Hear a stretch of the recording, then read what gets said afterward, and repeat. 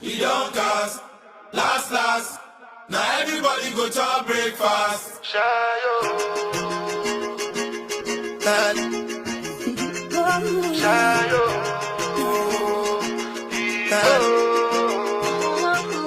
Choco power for the nothing to discuss.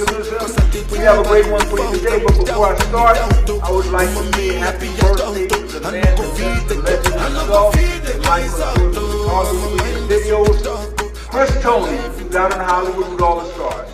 So today I got a special young man. We call him Beano. Real name is Eugene. Eugene, what's your last name, my brother? Peace. I know it's Peace. I'm just messing with you.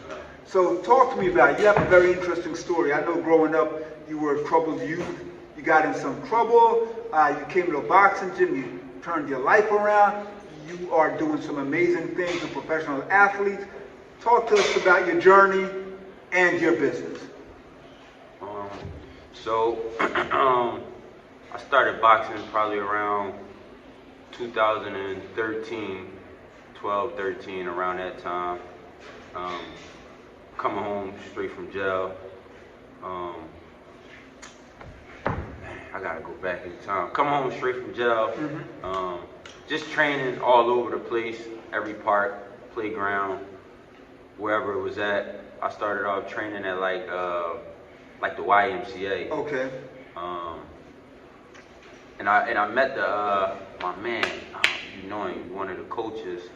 He's still referee, the legendary referee for the amateurs. Okay.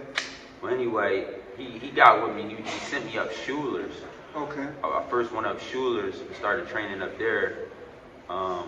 Will Mars was my trainer up there. I remember Will. Yeah, he was my trainer up Schuler's. I ain't know nothing. I thought I knew it all, okay, but I ain't know nothing. So Will was my trainer up Schuler's, and you know, Will was cool. I was doing the same thing. What I didn't understand was what he was doing. You know, he had me jab for like months.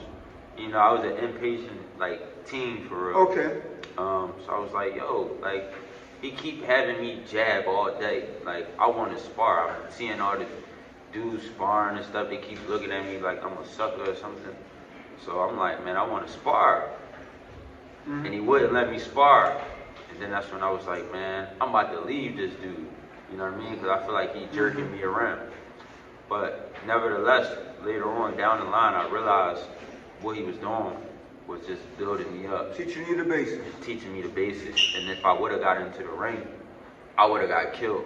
You know what I mean? This was around a time where like guys like I was in the gym with like Julian Williams, Scooter, and all them. Bunch of killers. Josh. Yes. All them dudes up West Philly. I'm from South Philly. I don't know nobody. Okay. So I get in there. I'm thinking I'm ready to spar.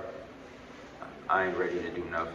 So you fought in amateurs. You came from being incarcerated. You go to a gym. You spend some time. You learn some discipline.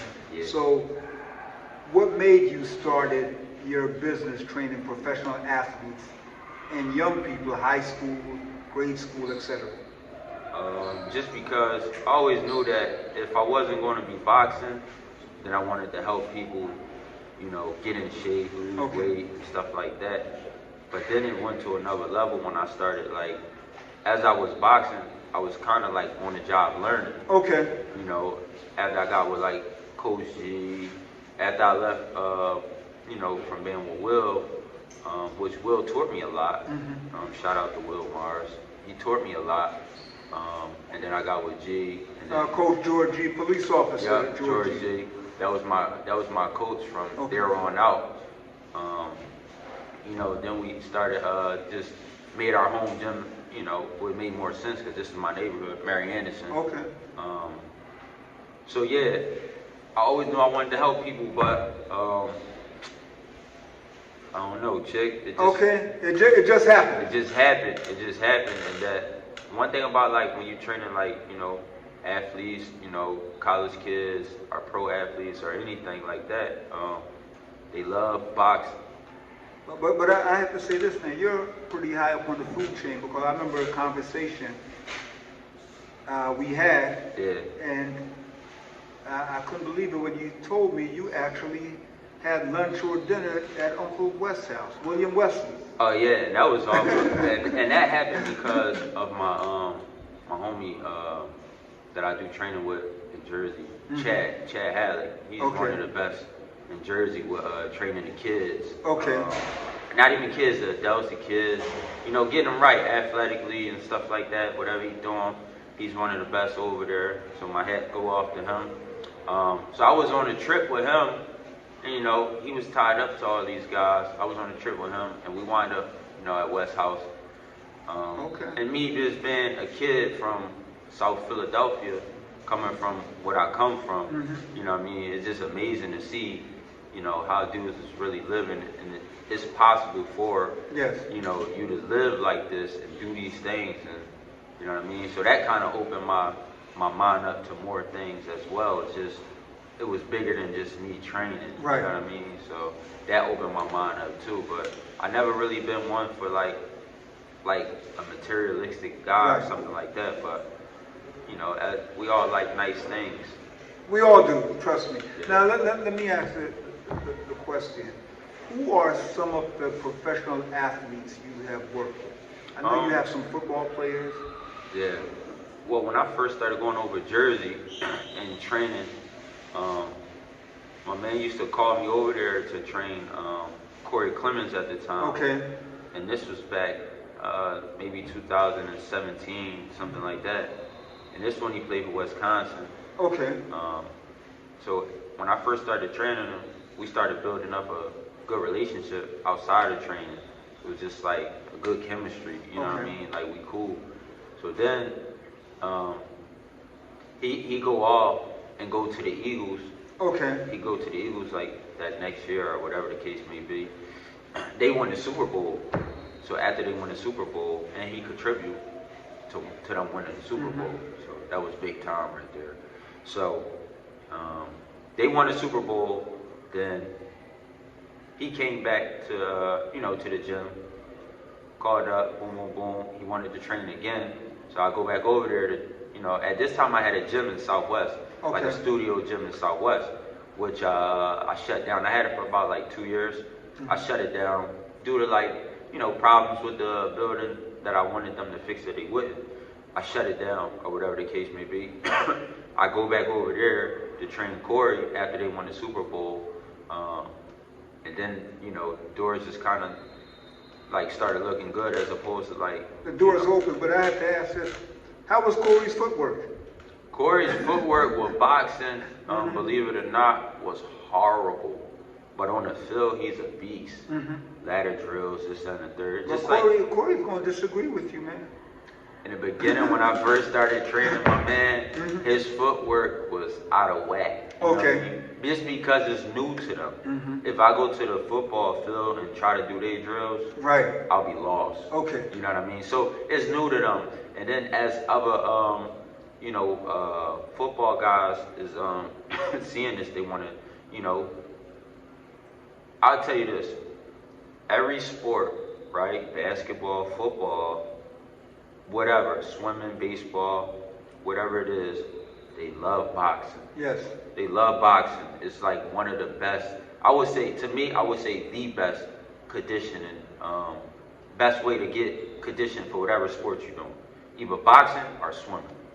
I agree. And that's what I say. Besides football, but I've heard, I know that Joel Embiid a few years ago, he was being trained, working on his footwork. Working on his footwork. Had a trainer training him. Yeah. And I think it helped him immensely. Yeah. Yeah, I can see that. I can see that because boxing, and not only that, boxing is more so mental. Yes. It helps you mentally relax outside of your sport. You know, one thing that helped me stay out of trouble was boxing. You know, boxing helped me. I was in this gym massive times when, like, you know, to be honest with you, when my homies might have been calling me, or this might have been going on the block or right here, where I would have been at if I wasn't in here. You know what I mean? And it was times where I came and I talked to you years ago, yo, chick, this happened. Yo, man, that was crazy. You like, yo, for real? And I'm like, chick, you know, I be in here, but, you know, once I get out of here, it's a whole nother world. And it's, I think it's inspirational man, for you to have grown up. Certain things happened. You came back, turned your life around. Yeah. You boxed, and you're using boxing as a catalyst to teach young people discipline. Yeah. You have professional athletes. Yeah. It's just a wonderful story. And forget, you are a father. Yeah, I'm a father, and I'm actually about to have another son. Yes. Next month, in a matter of like 6 weeks. So my hands are pretty tied. And I've seen your son in here. And little man looks like might be the next Floyd Mayweather. He ready.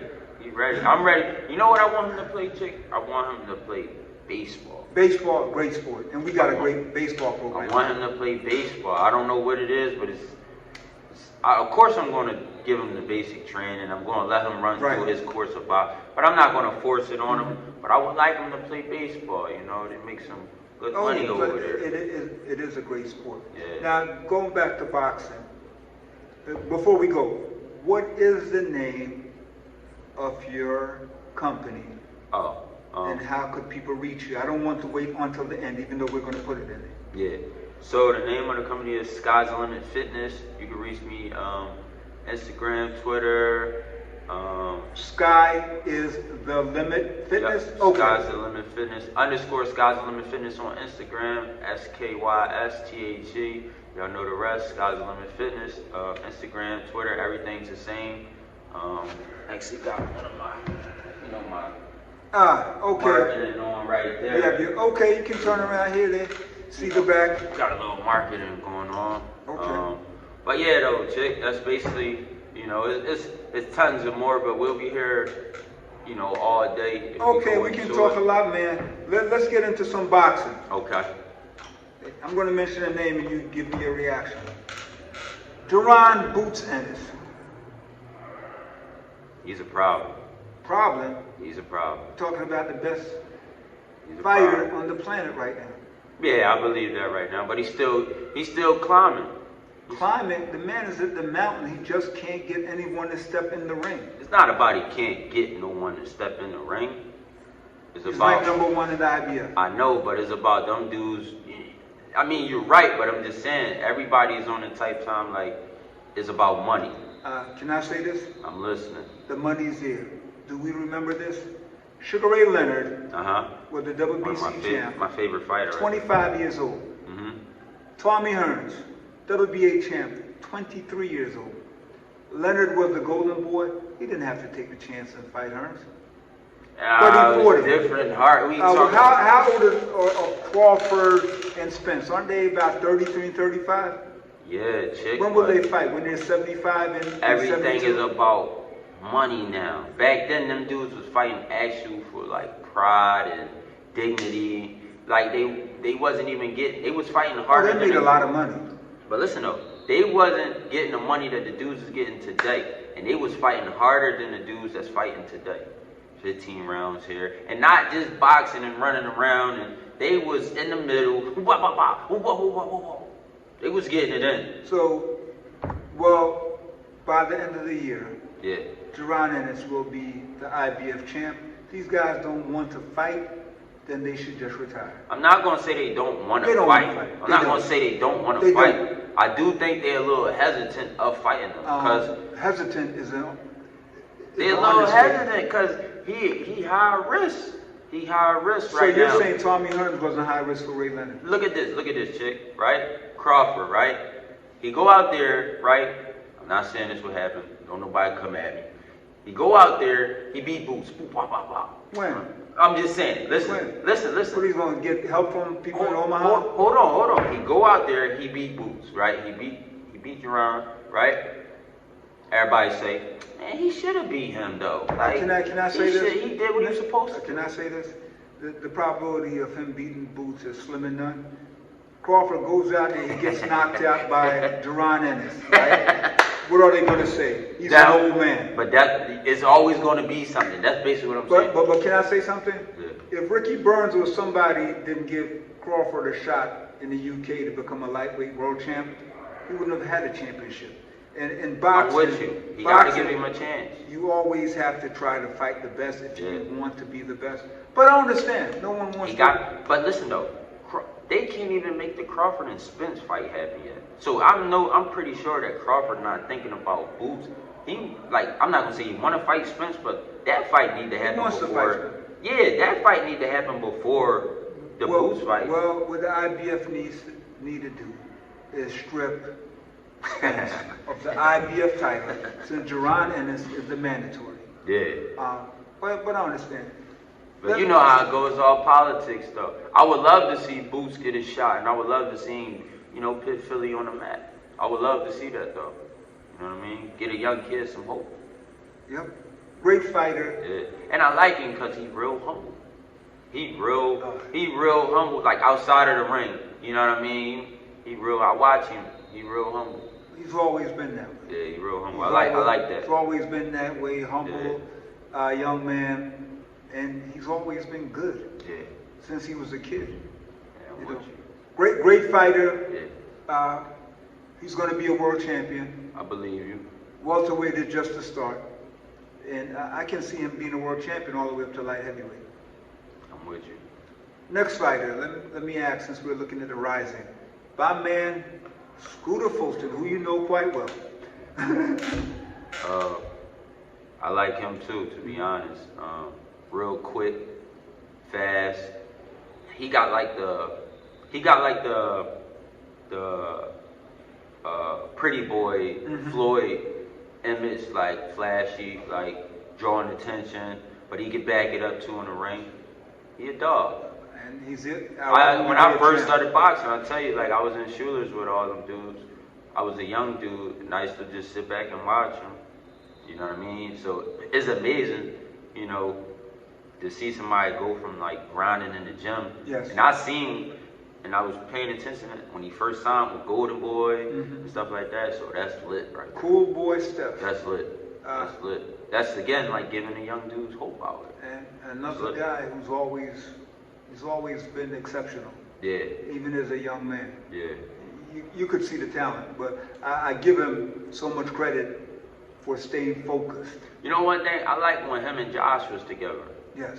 Joshua Jones? Yeah, I like when them two was together, for real. I like, things happen in life, I don't know. I mean, I'm pretty sure they're still cool, but I like when they was boxing together. Yes. That was like a nice duo right there. You know what I mean? Let me give you another one. He's on the express train to the light heavyweight championship. You know him quite well. Teef, Lord Perticalvo O'Brolton, who'll be on Showtime this Friday, January 20th. Tell me, what are your thoughts on it? Again, that's like, we use the term lit, right? That's lit. That is lit because, again, I remember being at amateur fights with him. Yes. You know what I mean? I'm getting my hands wrapped up. He over there getting his hands wrapped up. This is amateurs, you know what I'm saying? So now to fast forward, I went my way, he went his way, whatever. But to see him about to fight on Showtime is like, even though he been in the mix for a while now, but just sometimes I just sit back and be like, damn, that's amazing. You know what I mean? You gotta give credit when due. That's amazing that he's still grinding. A lot of dudes that we was in the amateurs with back then, they ain't doing too good. They either got back in trouble, just having real life problems, can't get over the hump, and to see dudes that's still sticking to it and now on Showtime. Yeah, he's always been single-mindedly focused, man. 7-0, 6 knockouts. Yeah. He has a great team behind him. Great person. Focus on boxing, fashion. Yeah, I was about to say. So he in the ring, he kind of like, he liked to play around a little bit, but didn't give you the, and then try to put it together on you. You know what I mean? A little showboat, but he confident in the ring. He looked real comfortable. I would say that he looks comfortable in the ring. He reminds me of, how can you put it? If we took the DNA of Tommy the Hitman Hearns, Pernell Sweet Pea Whitaker, Sugar Ray Leonard, and Bob Foster, and grind it up in the blender. Yeah. And Hector Macho Camacho, because he's a showman. You grind that up in the blender, so you have a southpaw who's a ridiculous puncher. Yeah. He's putting people out with body shots. Yeah, I've seen. Yeah. He has the movement and the finesse of a Pernell Whitaker from How the tall South is Boston. He's 6'4". He's 6 feet 4 inches. That's crazy. He has exceptionally long arms. Yeah, he do. Great defensive skills. But then he has a legend working with him, Coach Sharon Baker, who's been around Again, forever. when I first started in shooters, she was in there. Yes. She was in there doing her thing back then. So He has it all. yeah. So I'm looking for Atif to either be ranked in the top 3 before the end of the year, Yeah. but definitely 2024 is not going to leave us without him being light heavyweight champion. Like heavyweight champion. I don't see him. He's ready for any of those guys right now. So that's it. I never asked you this question. Everyone knows that Tommy the Hitman Hearns is my favorite fighter. I thought I was a Jamaican Tommy Hearns, and the guy that fought out of Kronk was an imposter. Who is your favorite fighter of all time? All time is Sugar Ray Leonard. Oh my God. All time is Sugar Ray Leonard. All time. You picked a great one. Why? All time. So I could go down the list. The reason why I like Sugar Ray Leonard is because, first of all, I like, pretty boy, get dressed, whatever. I like that, but at the end of the day, one thing when I studied how he was fighting was, he was a good thief, right? He was a good thief. Okay. So like the judges kind of, boxing judges Finished kind up of strong every round. every round, last 30 seconds, he gonna go crazy. And I was like, damn, I'm looking at his tactics as opposed to like, okay, he's still in the rounds. He come out looking good. All right, at the middle of the round, he want to chill out. But that last round, he throw punches and bunches, non-stop. And I was like, wow, like, I was just studying him for a while, I actually got an autographed glove from the Boxing Hall of Fame. My homies got it for me for my birthday. So that was real lit. I got that in my house. I'm gonna frame it, put it up. But if I could meet one boxer, like all the time, it would definitely be Sugar Ray Leonard. Oh yeah. I mean, of course you would want to meet Muhammad Ali and stuff. Oh yeah. But Sugar Ray Leonard.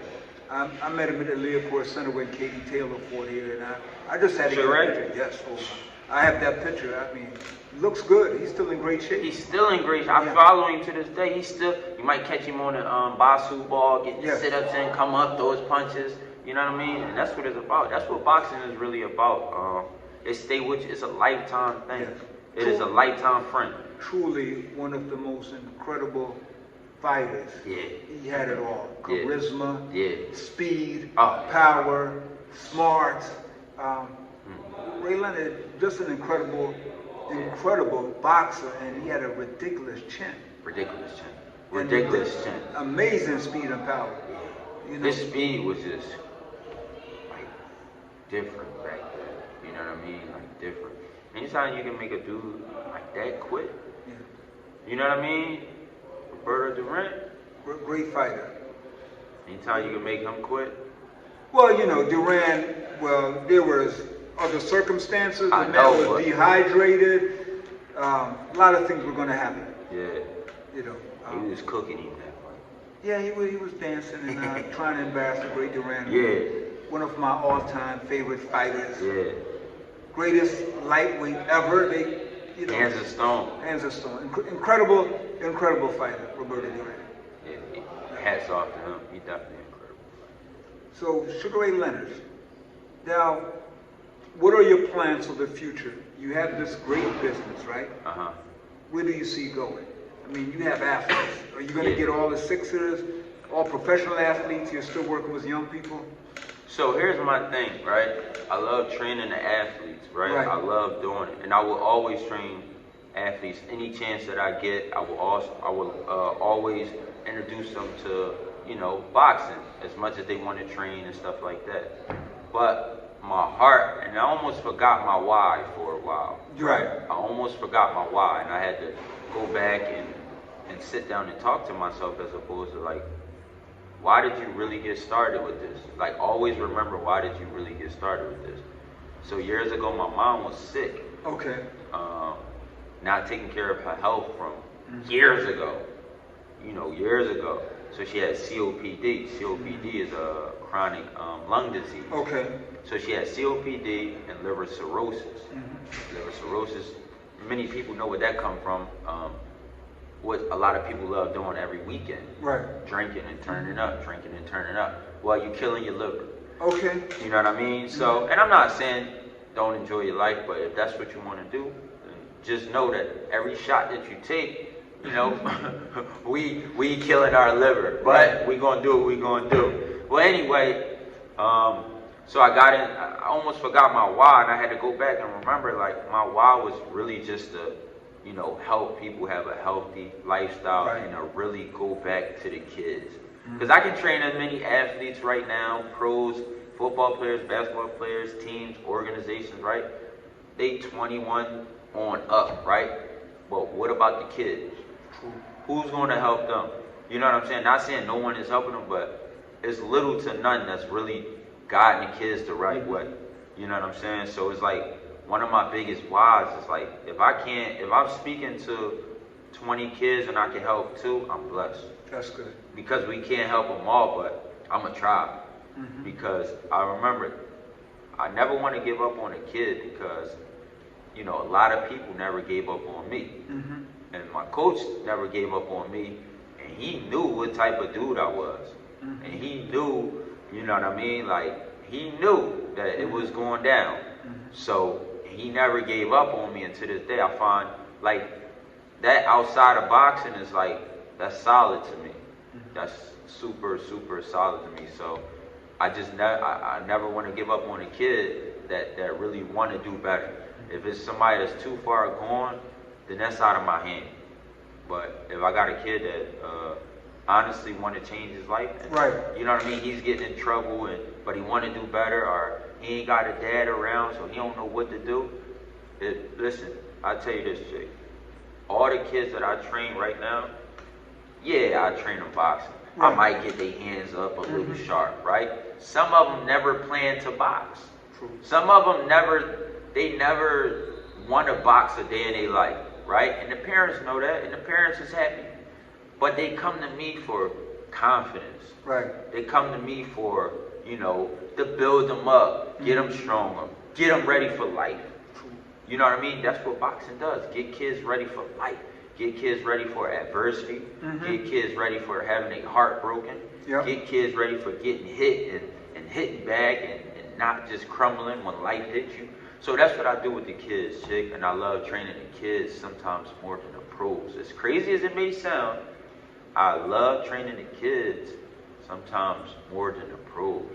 Just because you get to see the kids. And you do an incredible job. And one of the things I noticed when working with young people here, many times people make bad decisions in a split second.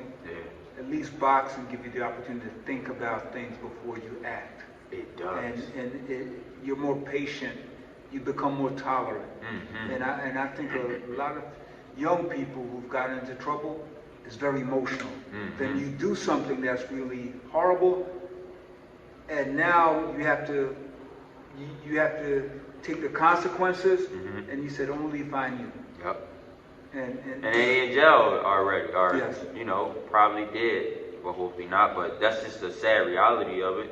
Many of the kids don't think about stuff until, you know, it's too late. I'll take me for example. You know what I mean, Chick? I was running around these streets. Right. We at Mary Anderson Gym. This is, you know, considered like my side. You know what I mean? I done ran through this whole side, even the other side and stuff like that, all over in South Philly. Just doing dumb stuff. Just doing dumb stuff as a kid, thinking that, you know, this was, and now when I'm older and I look back at the kids out here now doing it, I'm looking, and me and my homies, and we talking like, yo, these kids, and I had to tell my homie, I said, listen, bro, that was us. Yes. Nobody couldn't tell us nothing. And he said, man, you right.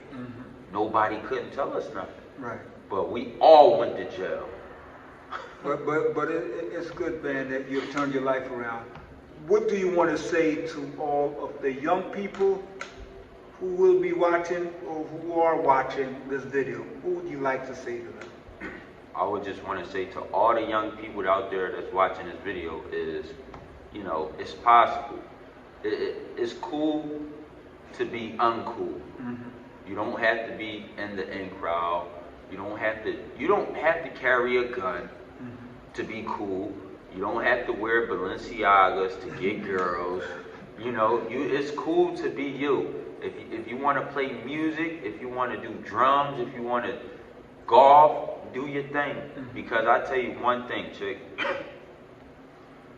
I done helped bury so many kids. You know what I mean? Help bury so many kids. Any kid is watching this, I'll tell you this.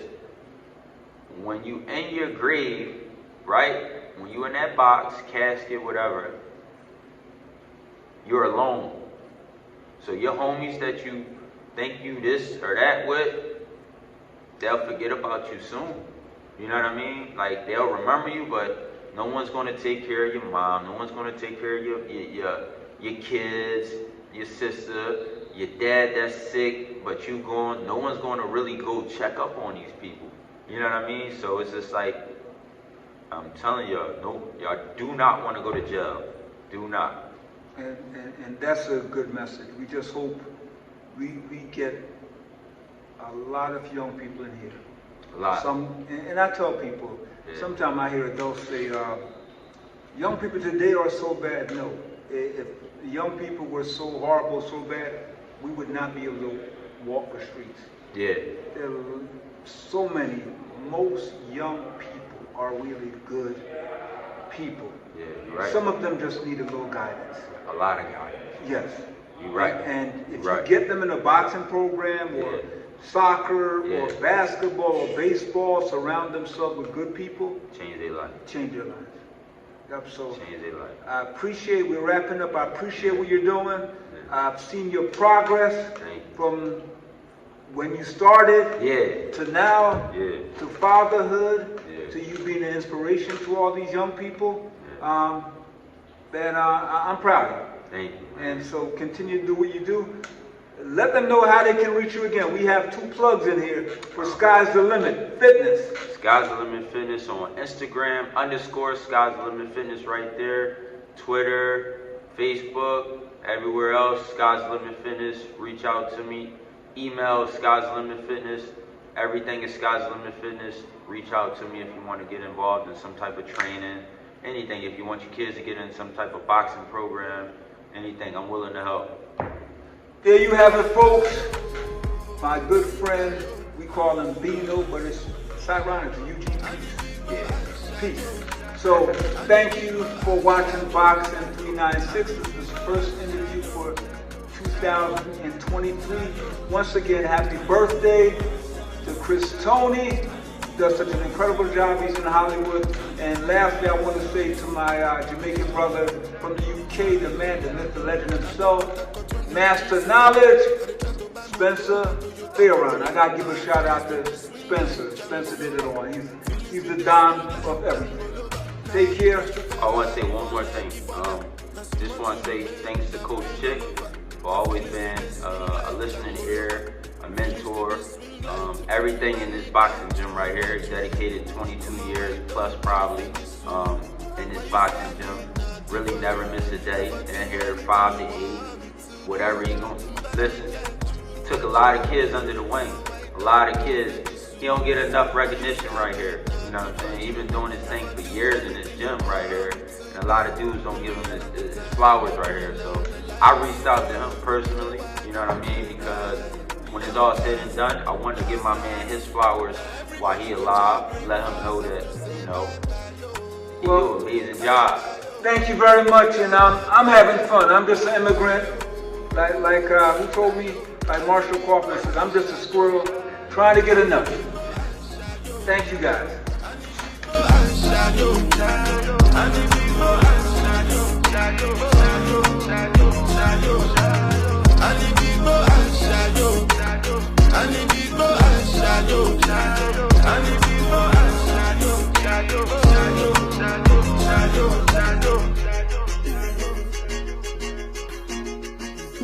I